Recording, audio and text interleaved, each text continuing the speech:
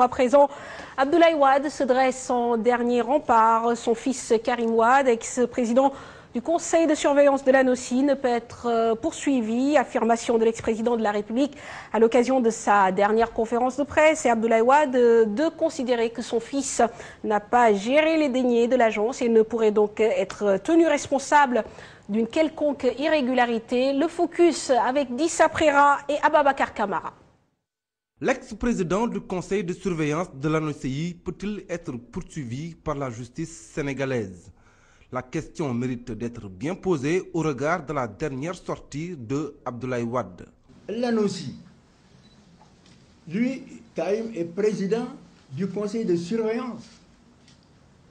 Il n'est pas gérant. Il y a un gérant, il y a un gestionnaire qui manipule les fonds, les reçoit et les dépense. C'est M. Abdoulaye Baldé. Est-ce que vous n'entendez jamais parler de lui? Non.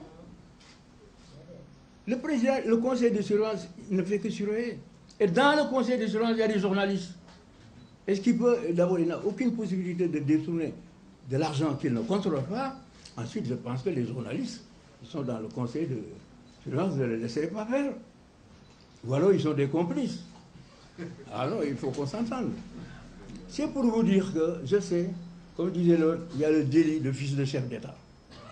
Ça, c'est comme l'enrichissement illicite. Vous êtes présumé être coupable si vous êtes le fils d'un chef d'État. La loi sénégalaise est sans équivoque. Toute personne soupçonnée de détournement ou de complicité de détournement dans le cadre de la gestion des affaires publiques peut être poursuivie par le procureur de la République. Il faut noter que toute personne à qui on peut imputer un fait prévu par la loi, préalablement la loi a indiqué dans son code pénal ou dans des lois particulières que tel comportement est une infraction. Si on peut trouver des indices, des charges qui pourraient impliquer, faire peser sur cette personne un soupçon, ou si une autre personne a aidé, a assisté, a donné des instructions, elle devait faire l'objet de poursuites. La fonction qu'on exerce importe peu, qu'on soit directeur, qu'on soit président-directeur, peu importe. Ce qui compte beaucoup, c'est l'acte qui a été commis. C'est lorsqu'on peut relever, encore une fois, je le répète, des charges qui pourraient aider à la constitution de l'infraction que l'on peut désigner telle personne comme étant l'auteur ou désigner telle personne comme étant complice. Mais dans le cas de la loi sur l'enrichissement illicite réactivée tout dernièrement, c'est un procureur spécial qui est le maître des poursuites. L'actualité nous fait parler de la loi de 1993, l'enrichissement illicite. À chaque fois qu'il y a des fonds de nature publique qui touchent donc l'État, qui touchent les biens publics, à chaque fois qu'on a du mal à dire que tel enrichissement a une origine justifiée, à la suite d'une enquête préliminaire organisée par un procureur spécial, ce n'est pas le procureur de la République. J'en profite pour informer que les poursuites de façon générale sont conduites par un procureur de la République, mais dans le cas de la loi sur l'enrichissement illicite, c'est un procureur spécial qui pourrait être le directeur de ces poursuites.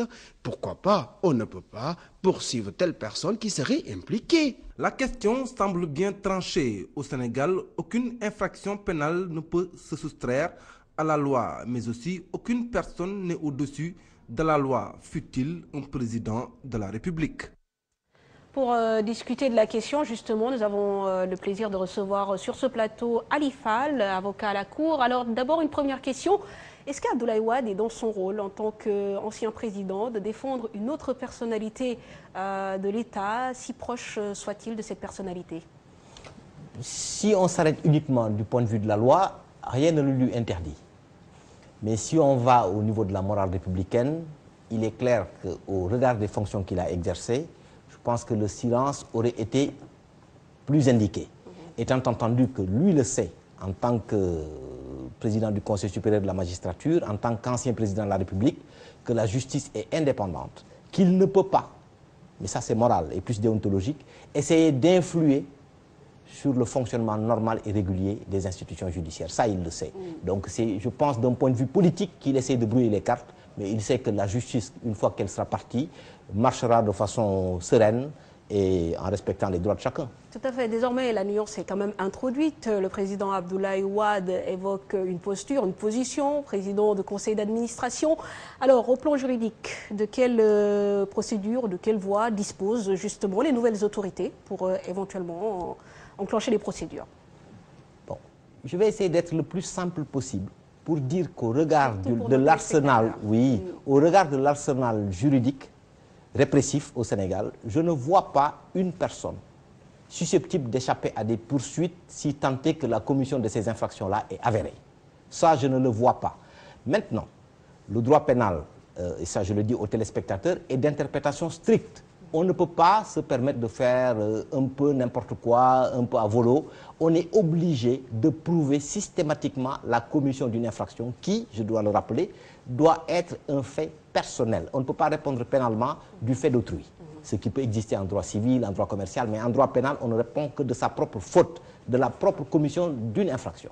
Donc, partant, qu'on soit président d'un conseil d'administration, qu'on soit directeur général, qu'on soit dépositaire d'un mandat public, qu'il soit électif ou nominatif, on répond d'une infraction qu'on a personnellement commise. Donc, les propos tenus par l'ancien président de la République l'engagent, il sait pourquoi il les a tenus, mais au regard strict des textes, personne ne peut échapper à des poursuites judiciaires, pénalement j'entends, si cette infraction a été bel et bien commise. Très bien, donc du coup, en fait, le fait peut-être de citer le nom de Abdoulaye Baldé n'enlève en rien la responsabilité de Karim Wade en tant que président de la NOCI.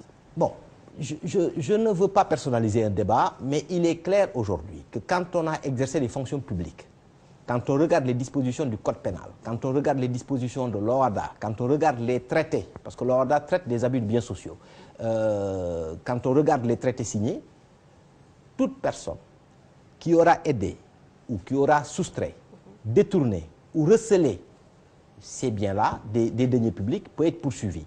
Toute personne qui aura fait une prise illégale d'intérêt peut être poursuivie.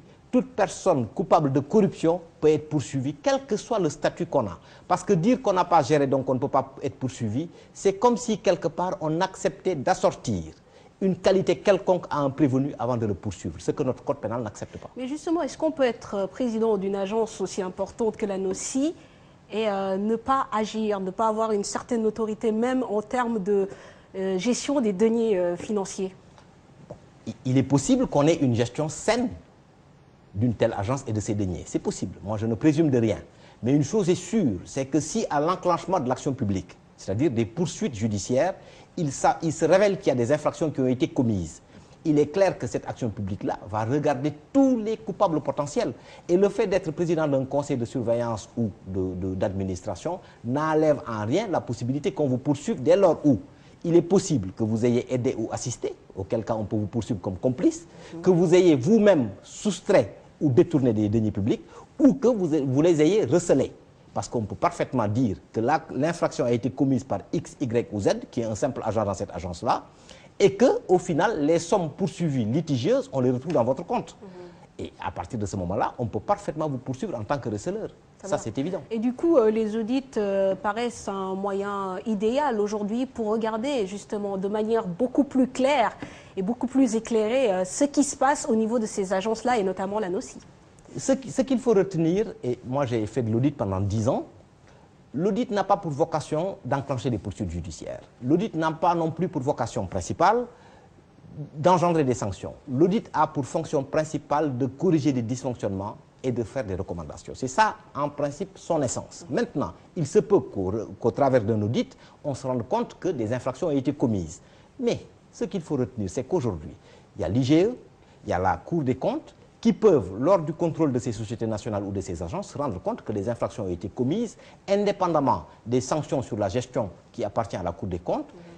On peut préconiser parfaitement des poursuites judiciaires. Et croyez-moi, quand la machine judiciaire s'enclenche en termes de procès pénal, il y a tous les moyens d'investigation pour le procureur et pour le juge d'instruction pour que, le cas échéant, des infractions soient constatées, les auteurs retenus dans les liens de la prévention et jugés s'ils sont et déclarés coupables si vraiment le tribunal l'estime. Alors j'imagine que pour le militant politique que vous êtes, cette déclaration d'Abdoulaye Wade a une portée d'abord politique avant d'avoir une portée juridique. Mais c'est clair que ces déclarations ont d'abord une portée politique. C'est pour essayer éventuellement de contrer une vague qui pourrait potentiellement sévir sur tous ceux qui ont eu à diriger le pays de 2000 à 2012. Maintenant, je ris un peu sous cap parce qu'il est évident et il le sait qu'aujourd'hui, beaucoup de suspicions pèsent sur sa gestion et que je pense que c'est politiquement une façon d'essayer de contrer éventuellement cette vague qui va arriver. Mais je crois que pour une bonne gouvernance et que pour le futur, ce serait une bonne chose de mettre un éclairage juridique, voire judiciaire, sur cette gestion-là. Merci Maître Ali Fall, avocat à la Cour, pour ces éclairages. Il était l'invité